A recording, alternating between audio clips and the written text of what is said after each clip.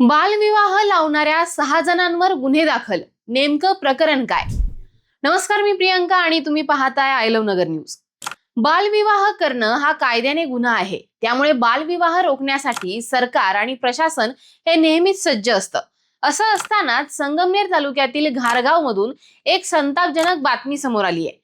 कायद्याला केराची टोपली दाखवत साकूर पठार भागातील एका गावामध्ये एका 14 वर्षाच्या अल्पवयीन मुलीचा विवाह करण्यात आल्याची घटना घडली आहे. मात्र याचे परिणाम आता तिच्या आई वडिलांसह नवरदेव, सासू सासरे आणि लग्न जुळवणाऱ्या मामाला सुद्धा भोगावे लागणार आहेत. आता हे प्रकरण नेमकं काय आहे ते जाणून घेऊयात.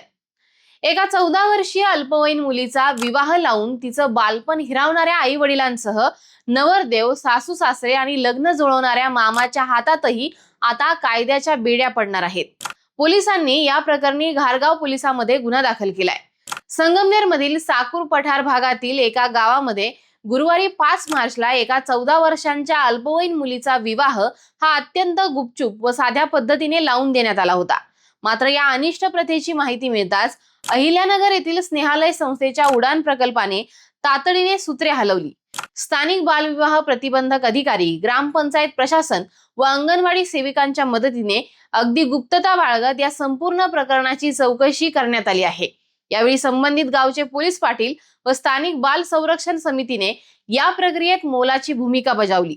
चौकशी दरम्यान मुलीचं वय हे लग्नासाठी कायदेशीररित्या अपात्र असल्याचं निष्पन्न झाल्यानंतर कोणत्याही दबावाला बळी न पडता स्नेहालयाच्या मार्गदर्शनाखाली स्थानिक प्रशासनाने घारगाव पोलीस ठाण्यात धाव घेऊन मंगळवारी 24 मार्चला सरकारी फिर्याद नोंदवली. यावेळी एका 14 वर्षीय मुलीचा विवाह लावून तिचं बालपण संपवण्याचा प्रयत्न केल्याचं प्रथमदर्शनी समोर आलं.